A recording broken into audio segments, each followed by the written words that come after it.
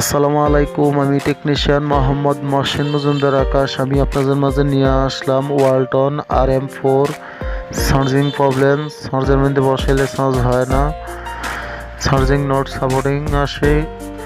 এমন সমস্যা হলে আপনারা কি করবেন, ওটা আমি আপনাদেরকে এই ভিডিওর মাধ্যমে দেখানোর চেষ্টা করবো।